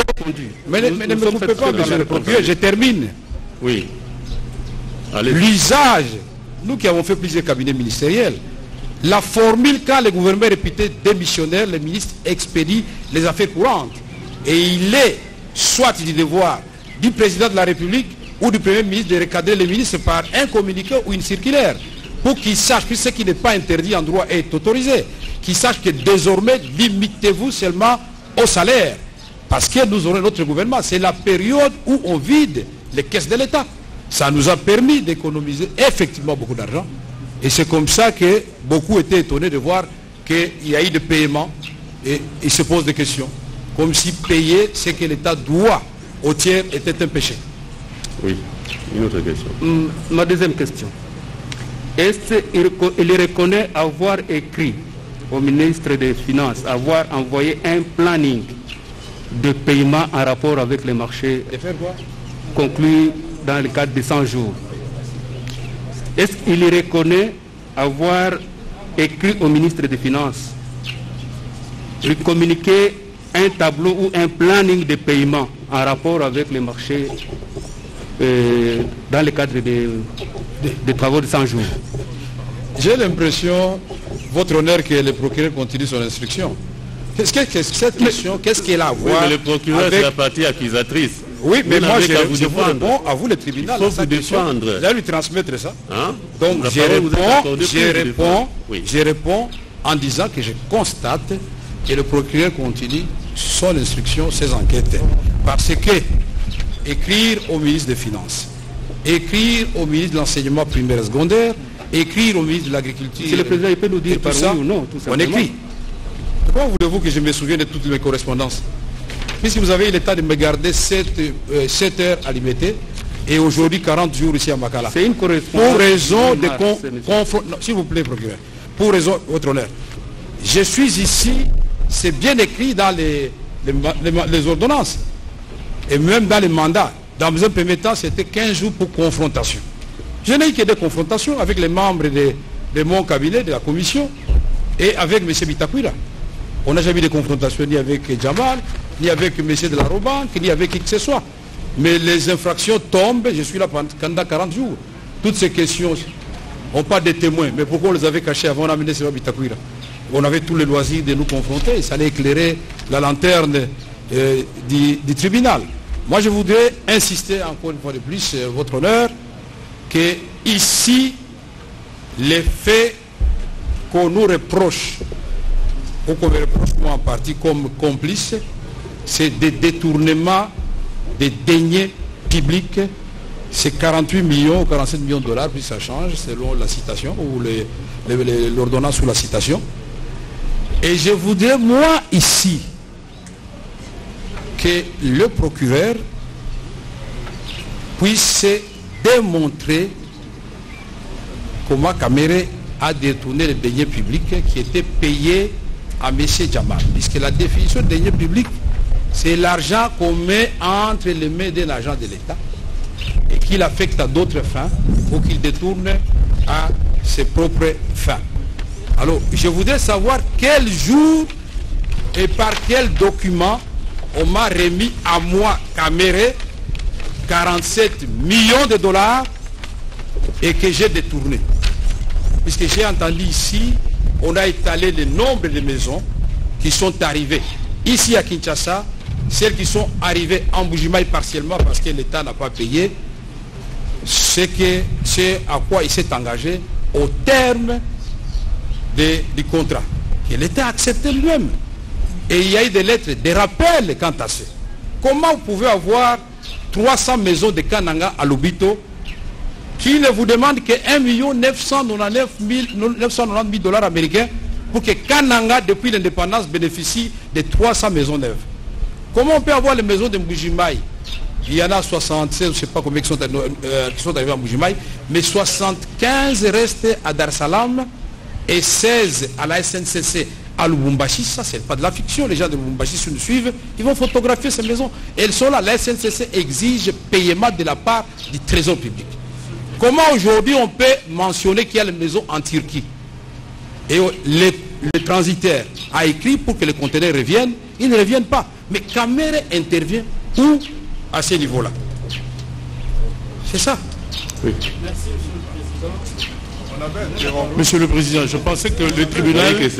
Nous avons la parole, Monsieur le Président. Nous avons la parole, Monsieur le Président. Nous avons encore la parole. Pardon? C'est nous qui sommes prévenus. C'est nous qui sommes prévenus. Nous devons avoir la parole en priorité. Il ne faut pas que la République... Non, nous avons encore la parole. Nous n'avons pas dit... Monsieur le Président, en prenant la parole en dernier, le tribunal était déjà en train d'atterrir. Nous n'avons pas compris que le ministère public ait encore pris la parole pour poser des questions. Et la République également. Monsieur le Président, sécurisez-nous, prenez la police des débats, menez les choses de la manière que vous l'avez conduit. Le tribunal disait tout à l'heure qu'il devait renvoyer pour audition de témoins. Parce que s'il faut laisser les uns et les autres intervenir, on n'aura jamais en finir. Ce sont des devoirs d'instruction aussi importants que le tribunal doit mener à ce stade. Donc, jusque-là, nous avons le ministre honoraire Bitakwira. L'adresse se trouve dans les dossiers. Il y a le directeur général AI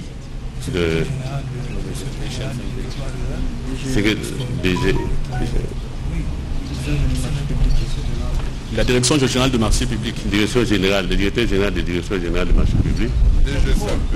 Contrôle des marchés publics.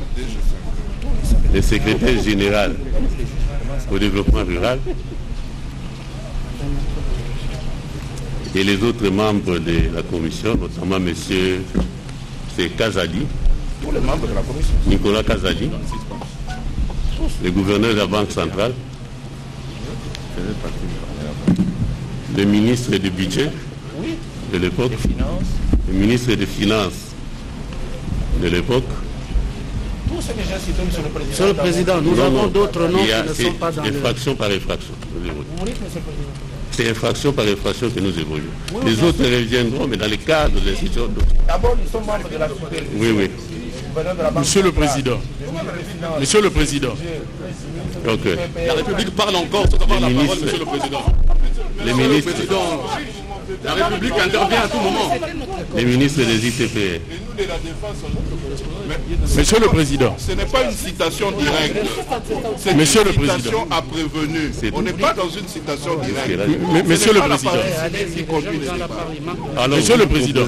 Monsieur le Président, je pense que les témoins, quand on les appelle, c'est en fonction de la nécessité d'instruction. Je ne vois pas. Il y a certains noms qui sont cités là. Certaines demandes qui n'ont rien à voir avec l'instruction telle que ça avance. Vous n'êtes pas dans la tête. Au-delà de cela, c'est une observation, Monsieur le Président. C'est une observation. La démarche du tribunal, ce n'est pas de votre pouvoir. Là, vous êtes en train de censurer la démarche du tribunal. Et nous sommes très jaloux. Rien du tout, Monsieur le Président. Il ne faut pas faire ça. Vous proposez qui de votre côté?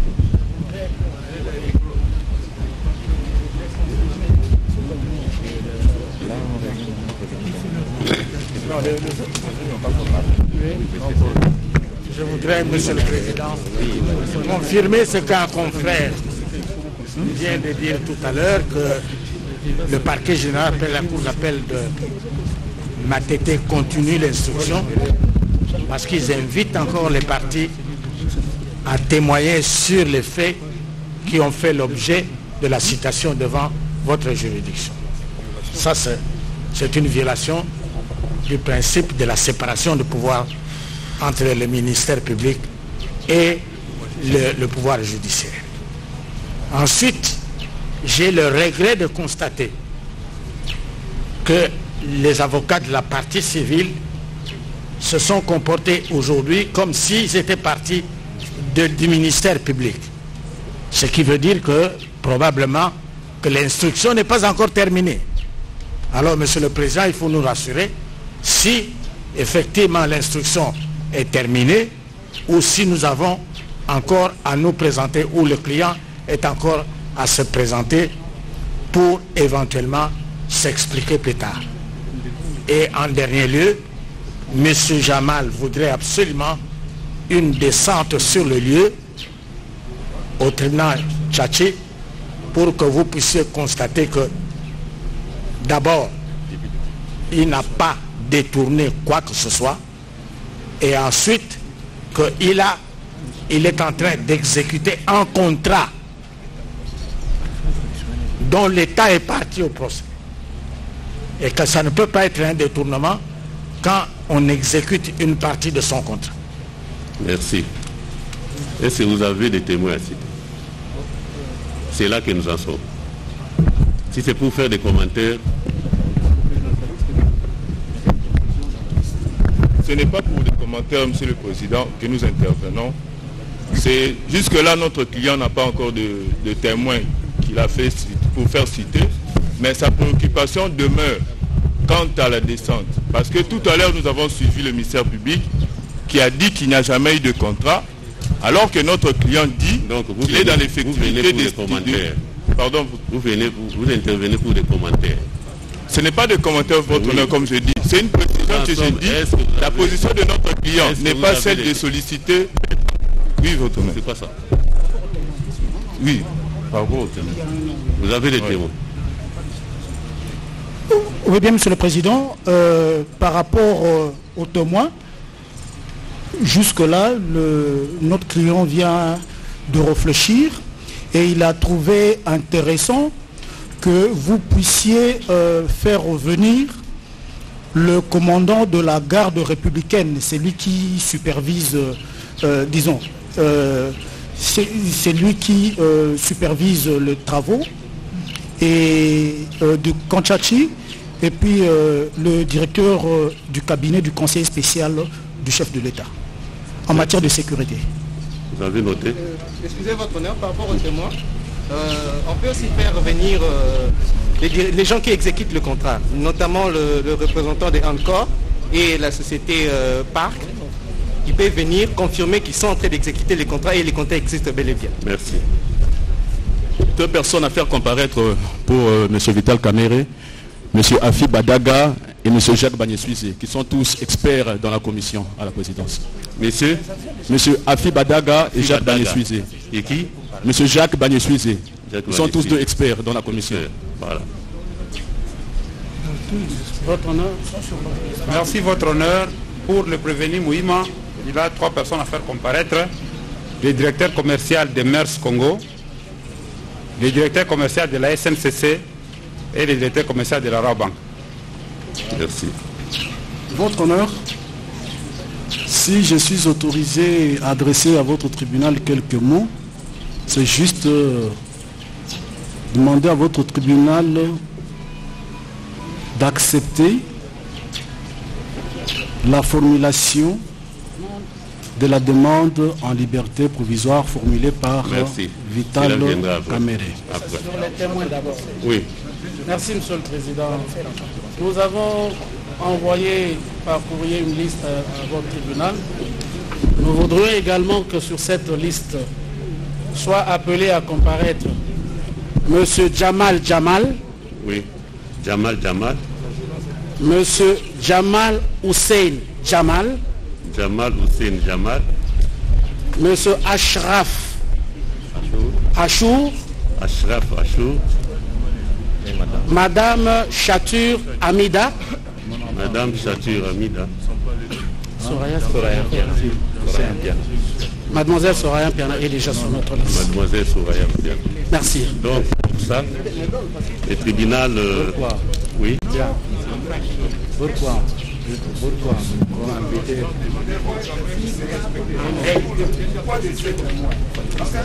Qu'est-ce qu'ils ont demandé? Maître, un instant. Est-ce que vous êtes l'avocat des témoins? Vous êtes l'avocat des témoins? Vous êtes l'avocat des témoins? Non. Laissez au tribunal d'apprécier. Ces jours-là, si se rend compte que ça ne servira à rien, on va les laisser partir. Votre honneur, si sur la présentation faite, vous savez, on peut tout perdre. La vie, la liberté, mais pas la dignité. Je pense que tout au long de l'instruction, aucune trace de l'instruction n'a fait naître la nécessité d'appeler en instance l'épouse de Vital Kamerhe. C'est quand même une façon de tenter de l'humilier. Qu'est-ce que la femme vient faire ici? Est-ce qu'on l'a cité tout au long de l'instruction d'aujourd'hui? Le besoin de l'entendre vient d'où? De quel acte, de quelle question posée? Quand même, on peut perdre la vie, la liberté, on est en prison, mais pas la dignité. Nous avons dit. Excusez votre honneur. Toujours dans la même lignée. Monsieur le Président, vous voyez, sur la table du ministère public, il y a plus ou moins 3000 pièces. Le ministère public a instruit 119 pièces en termes d'audition, de PV d'audition, et 2000 autres pièces à conviction. Nous avons également la citation à prévenu. En aucun moment, certaines personnes qu'on cite là n'ont été citées. Nous nous posons la question, nous l'avons dit en termes de méthodologie. À moins que le droit change aujourd'hui, ça fait quand même autant d'années que nous sommes là. Les témoins sont cités en fonction de la nécessité de l'instruction. Nous étions déjà étonnés de voir dans les réseaux sociaux une liste de témoins que les avocats de la République ont sans instruction. Et c'est grave quand même. Monsieur le Président, je pense que nous devons recadrer les choses. Vous devez recadrer les choses, remettre les choses à leur place. Les témoins ne peuvent être cités qu'en fonction de l'instruction, de la nécessité de l'instruction. Vous avez instruit sur les détournements. On vous a même dérouté parce que nous avons un prévenu ici à qui on a posé aucune question.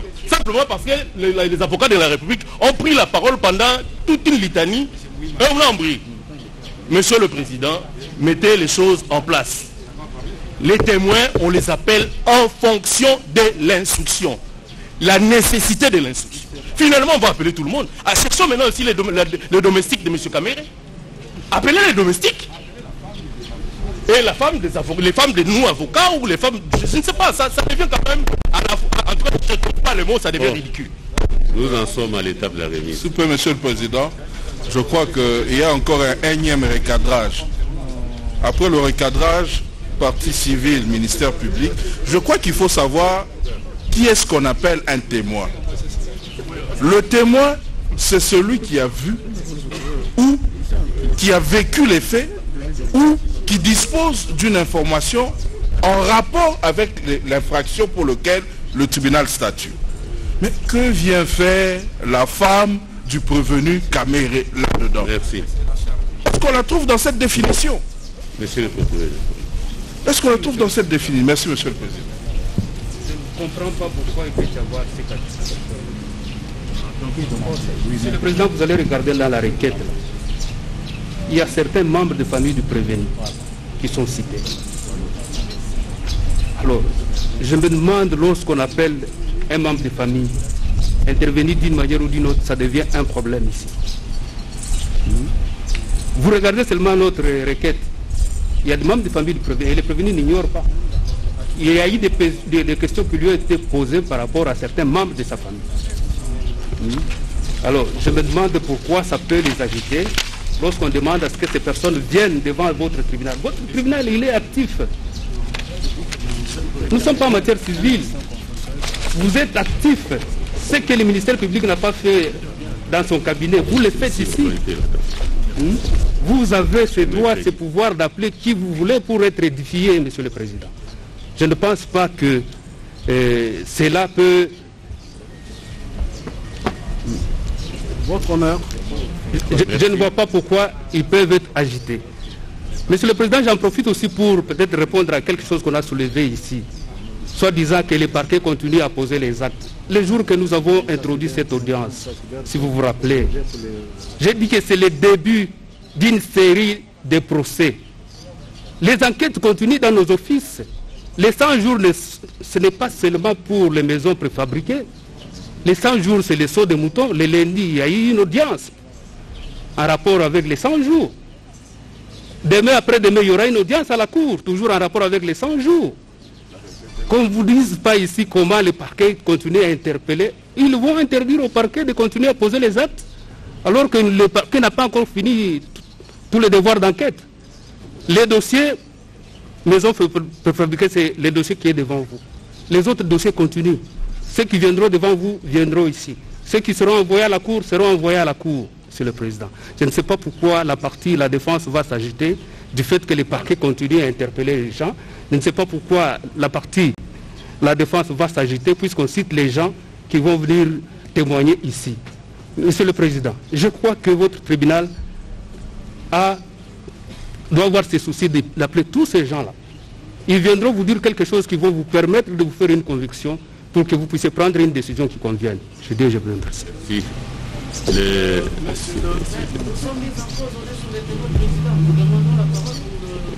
Nous voulons d'abord réagir par rapport au ministère public. Oui. C'est un témoin que nous avons pu venir. La défense a objecté. Permettez-nous de répondre en 1 minute ou en 2 minutes, Monsieur le Président. L'instruction de ce dossier, encore une fois, ne commence pas devant vous. Et si vous regardez, Monsieur le Président, la lettre que la République vous a adressée, nous n'avons inventé personne. Ce sont les mêmes qui ont déjà eu à déposer devant le parquet général. Vérifiez simplement. Mais, je sais que votre femme, non, monsieur, mais ne nous dites pas que vous allez mettre le feu parce que vous ne pouvez pas menacer les avocats. Je vous ai entendu, monsieur. Monsieur le Président, je m'adresse au prévenu Caméré qui, ici, dit qu'il va mettre le feu, etc. Tout à l'heure. Monsieur le Président, pourquoi vous avez parlé, vous n'avez pas vu la République? Bon, vous voyez que les interventions... Monsieur le Président, toujours des... Non. Prévenu Caméré, vous n'avez pas la parole. Vous n'avez pas la parole, si vous plaît. Monsieur le Président, vous êtes devant un tribunal. Monsieur le Président, si vous regardez votre dossier à partir de code 1500, vous verrez que le parquet général a obtenu des extraits bancaires sur lesquels il y a des mouvements. Vous êtes en train de suivre sur une infraction de détournement. Donc, il y a des mouvements sur ces comptes-là pour lesquels la partie civile veut savoir. Et donc demande à votre tribunal de faire citer Madame Chatur Hamida. S'il y a des reproches à faire aux témoins, mais on le fera le moment venu, ce n'est pas à cet instant de la procédure. Donc nous ne demandons pas ça dans le vide. Et si la défense veut qu'on mette à sa disposition ces procès-verbaux maintenant et ces extraits bancaires, à la fois pour Hamida et Soraya, mais ils sont disponibles dans le dossier de votre greffe qui est devant vous. Ils ne l'ont pas lu. Donc nous maintenons pour que citation à témoin soit donnée et qu'elle vienne ici pour fournir des explications sur les questions que nous allons lui poser. Chambre du Conseil. S'il vous plaît. Le tribunal renvoie pour audition des témoins au 3 juin 2020. La remise est contradictoire à l'égard de toutes les parties. 3 juin 2020, le mercredi prochain. Le mercredi de la semaine. C'est comme une semaine. Si vous avez, vous aurez à donner. Alors, nous levons l'audience publique. La FNC peut interrompre sa retransmission